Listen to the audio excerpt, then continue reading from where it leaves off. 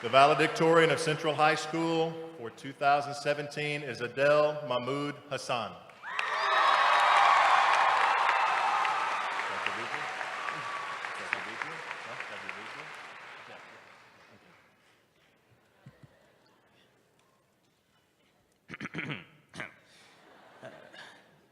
Hello, it's me. I was wondering if, after all these years, you'd like to meet to go over everything. It's been 13 years since we first met, and so much has happened since then.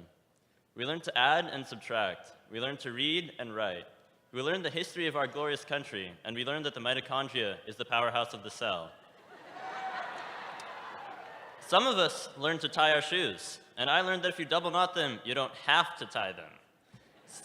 Some of us learned to create masterpieces with nothing but a pencil and some paper, and I learned that some people are born with non-existent artistic ability, and unfortunately I'm one of those.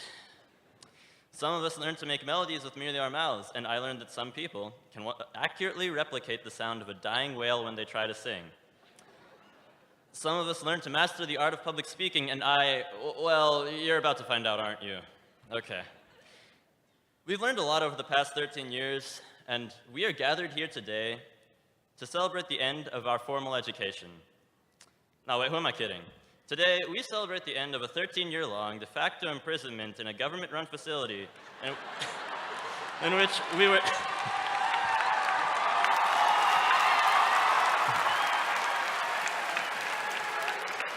in which we were psychologically manipulated to complete an absurd number of assignments and projects, using a grade-based operant conditioning system so basic that it wouldn't even fool Skinner's lab rats, all in the name of a formal education. Now, my fellow seniors, at long last, we have received the torch of knowledge, and it is our duty to firmly grasp it in our hands. It is our duty to take the knowledge and the memes that we have gained over the last 13 years and use it. Use it to what end, you may ask? Well, me personally, I intend to use it to save lives, seize the means of production, and then low-key take over the world, but the choice is up to you to decide what to do with what you've been taught. Maybe you'll use it to become the next Bill Gates. Maybe you'll use it to become the next Warren Buffett. Maybe you'll use it to become the next Beyonce. Cancel that. Ain't none of y'all ever replaced with Beyonce, because Beyonce is perfection. That's a fact. But no matter what path you choose, just remember, though your government-mandated education may finally be over, you're not done learning. None of us are. The only difference is that from now on, the one who's doing the teaching isn't going to be called a teacher. For athletes, our teachers might be called trainers. Some of us will be taught by professors. We definitely have a lot to learn from our elders. But whether our teachers train, profess, or eld, I guarantee you, provided that we are not sentient potatoes, we will continue to learn. Now, some of you came to this graduation ceremony expecting words of wisdom, some insight into the human condition that this genius must have discovered in the last 13 years, right? To you, I say, don't be an idiot. I'm young, dumb, and broke. I'm probably the least qualified in this room to tell anyone how to do anything. Listen, if y'all want advice, si ustedes quieren consejos, come back in 8 hours, and I bet that Robert will have something life-changing for y'all. In the meantime, I'm not going to tell y'all to be yourselves, because you already are yourselves. Duh. No, what I will do is thank you for being you, because I may have come here for my education, but it was the people I met here that made Central worth coming back to every day. So thank you, Tyson, for being Tyson. Gracias, Briseida, por ser tú mismo. Spasiba, Ivan, for being Ivan. Janine, kimi dakoto adoma.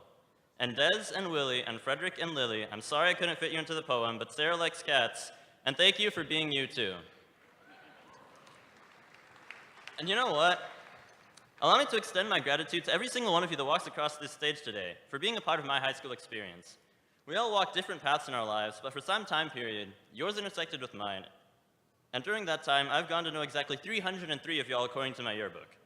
And I can only begin to express how thankful I am for 13 years of your smiles that lit up my day, for 13 years of your jokes that made me laugh my lungs out, for 13 years of your whispered gossip, for 13 years of your public gaffes. You know, I really do like most of y'all, and I wish nothing but the best for you. In order to make that wish reality, I ask Allah, رَبَّنَا آتِنَا فِي الدُّنْيَا حَسَنَةً وَفِي الْآخِرَةِ حَسَنَةً. Roughly translated, that means, our Lord, give us in the words of Hannah Montana, the best of both worlds. Because after getting to know 303 of y'all, I am certain that with a little bit of help from the right hands, our generation, our graduating class of 2017, has the talent, the intellect, the potential to be the very best that no one ever was. So get out into the real world and do big things. I want my mama to call and say she's seen you on TV. I want her to say that you've set fire to the rain, that you've done the impossible. But once you've reached for the stars and brought them down to earth, remember to always sit down, be humble.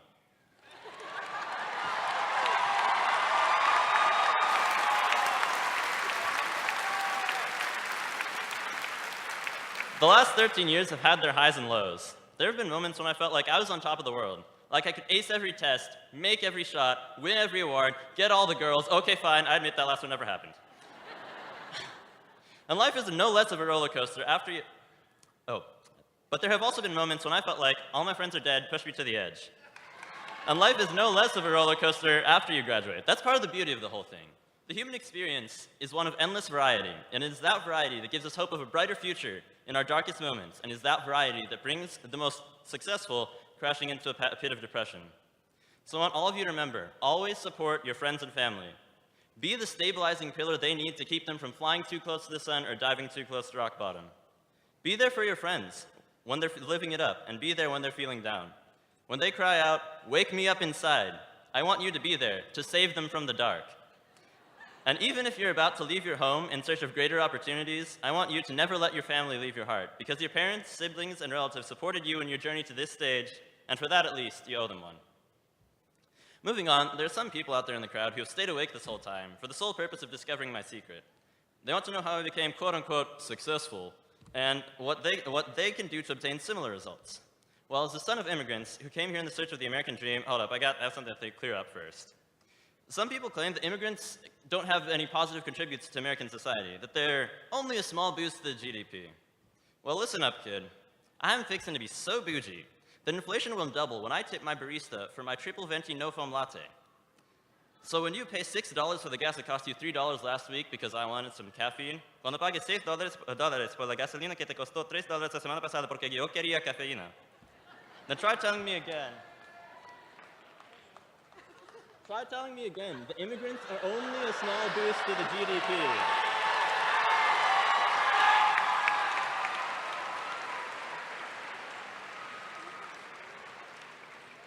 Quick shout out to Mr. Conrick and Mr. Long for teaching me that a $9 billion tip with a marginal propensity to consume of 0.5 would increase the consumer spending component of aggregate expenditures, which would shift the aggregate demand curve to the right.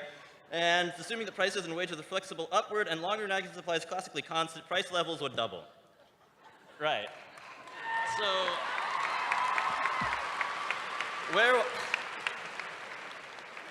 where was I before I so rudely interrupted myself? Right, as I was saying, as the son of immigrants who came here in search of the American dream, I believe in the essence of the American dream, that hard work will eventually pay off. When I was a kid, I took the talents that God gave me and worked hard to improve them with my parents' encouragement and counseling. But some of you are not satisfied with that explanation. If you want a more mathematical formula, I'm going to quote a guy named Mike Shinoda. This is 10% luck, 20% skill, 15% concentrated power of will, 5% pleasure, 50% pain, 100% reason to remember the name.